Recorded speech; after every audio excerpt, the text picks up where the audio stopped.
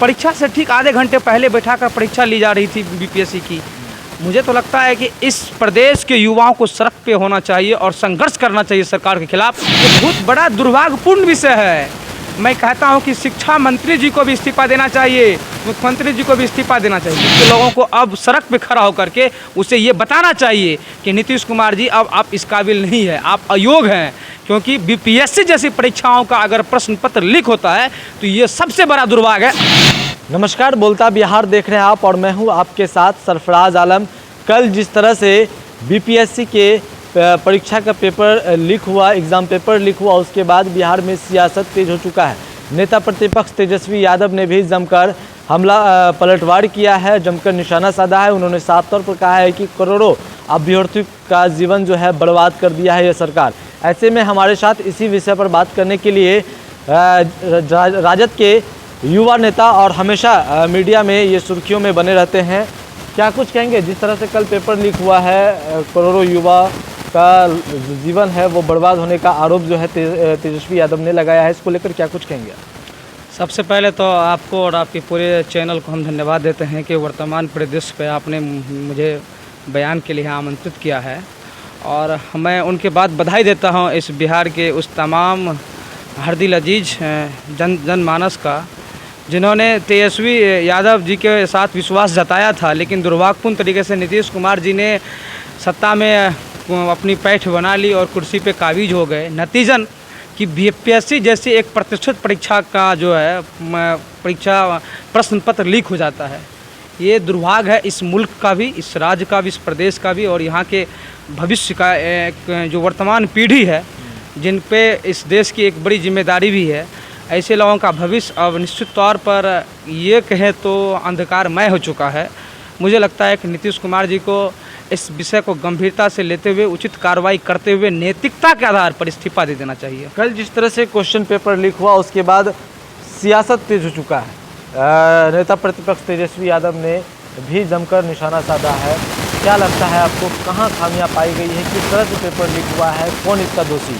देखिए, इस प्रदेश के अंदर जो भी परीक्षाएं होती है उसमें जग जाहिर है कि सबसे पहले प्रश्न पत्र लीक होता है। ये एक बड़ा करप्शन है और एक बड़ी पैसे की हेराफेरी होती है। पैसे की हेराफेरी आप इसमें कैसे ले सकते हैं? निश्चित तौर पर जो विभाग से जुड़े हुए लोग होते हैं आखिर उन्हीं की वजह से तो प्रश्न पत्र लीक होता है। ये मोटे पैसे की डील होती है और उसका नतीजा होता है कि लगभग सभी परीक्षाओं का जो है प्रश्न पत्र लीक होता है। विभाग पैसा लेकर जो है प्रश्न पत्र जो है वो लीक कर देती है। वो देखिए, ये सीधे आरोप यूँ न कहे तो आखिरकार लीक होने के क्या कौन सी माजरा और कौन सी कारण होगी।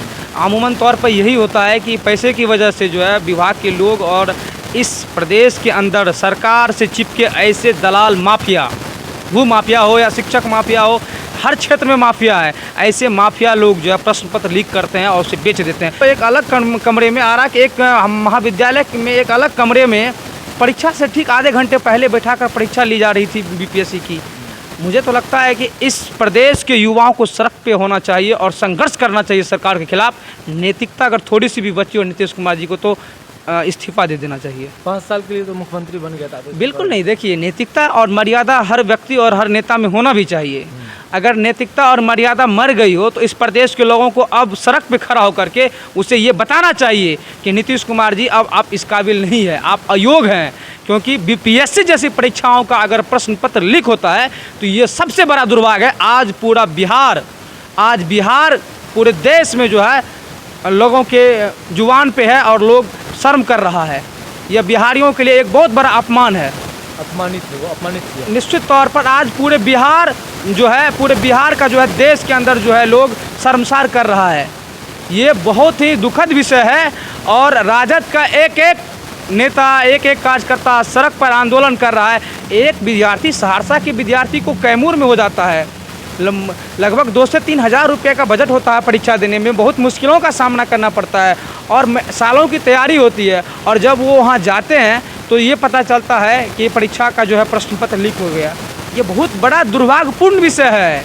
मैं कहता हूं कि शिक्षा मंत्री जी को भी इस्तीफा देना चाहिए, मुख्यमंत्री जी को भी इस्तीफा देना चाहिए। जांच बैठ गई है, आप जांच किया क्या ऐसे नीतीश कुमार जी सब बार कहते हैं, जैसे ही प्रश्न पत्र लीक होता है मीडिया वाले जाते हैं, पूछते हैं और कहते हैं कि प्रश्न पत्र लीक हो गया तो बोलते हैं मैं तो अभी जानते हैं, अब इसके बाद कार्रवाई होगी। ये कह देने से काम नहीं चलेगा, बहुत हो गया। अब लोगों का गुस्सा, अब लोगों की जो है व्यवस्था जो है वो सर से ऊपर है। अब संघर्ष की ज़रूरत है। एक सवाल आपको, महंगाई संबंधित एलपीजी गैस का दाम जो है 50 रुपये बढ़ चुका है। जी, सबसे पहले तो बधाई देंगे 125 करोड़ देशवासियों को कि एलपीजी की कीमतों में पुनः 50 रुपये की वृद्धि हुई है मोदी जी की सरकार में। ये बधाई देते हैं। बधाई इसलिए क्योंकि जब मोदी जी 2014 आए उससे पहले जो मूल्य थी लगभग 400 रुपये के आसपास थी।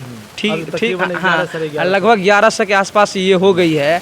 मुझे लगता है कि जो टैक्स है, अगर आप टैक्स की बात करेंगे तो पहले यूपीए की जब सरकार हुआ करती थी 2014 से पहले, तो उस वक्त टैक्स जो एलपीजी का था वो सिर्फ 10 रुपये के आसपास जो केंद्र सरकार है वो लेती थी। लेकिन इस वक्त वही एलपीजी सिलेंडर का जो है लगभग जो है 30 रुपये के आसपास का जो है टैक्स वो ले रही है। तो बधाई के पात्र है इस देश की जनता जिन्होंने मोदी जी को चुना है। अब महंगाई का मार झेलिए, वृद्धि कर देना, और भारतीय जनता पार्टी के नेता, प्रवक्ता, उनके मंत्री, उनके समर्थित नेता इस चुप्पी साध लेते हैं। कुछ कहने से वो कुछ कह नहीं पा रहे हैं।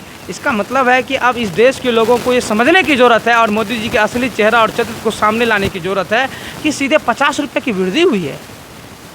लोगों के पास पॉकेट में पैसा नहीं है और वो डिजिटल इंडिया का काफ़ी सपना दिखाने लगते हैं। शंकर जी, एक सवाल राजनीतिक से करेंगे आपसे। जनक राम है, बिहार सरकार के मंत्री है और बीजेपी के गद्दावर नेता है।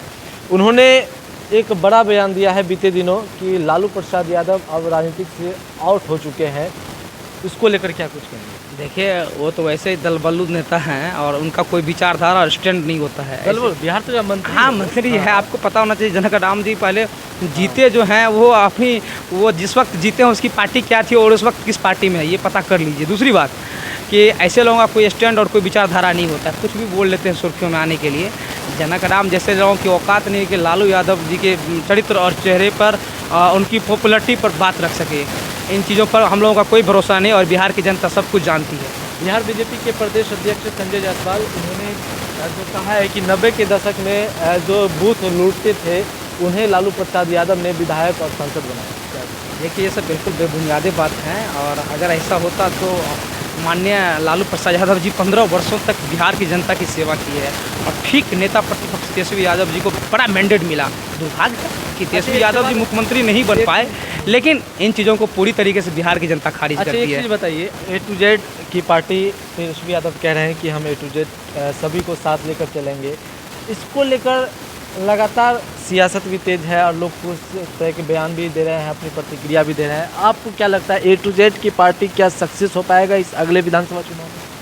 अगले विधानसभा चुनाव से ठीक पहले लोकसभा का चुनाव है और मैं मानता हूं कि लगभग 60-70% सक्सेस हो पाएगा। हाँ, बिल्कुल लगभग 60 से 70% के आसपास जो सीटें हैं वो राष्ट्रीय जनता दल के फेवर में होगा। और A to Z मुझे गर्व है कि मैं उस पार्टी का हिस्सा हूं और हमारे नेतृत्व जो है A to Z पार्टी को आगे बढ़ा रही है A to Z के रूप में।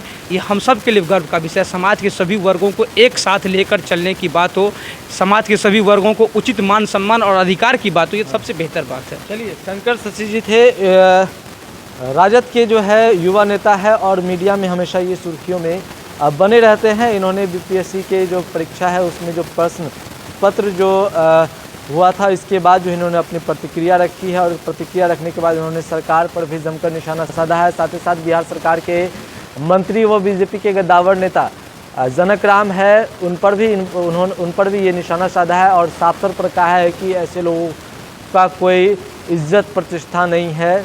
और साफ तौर पर इनका साफ तौर पर कहना है कि जो प्रश्न पत्र जो लीक हुआ है इसमें सरकार दोषी है।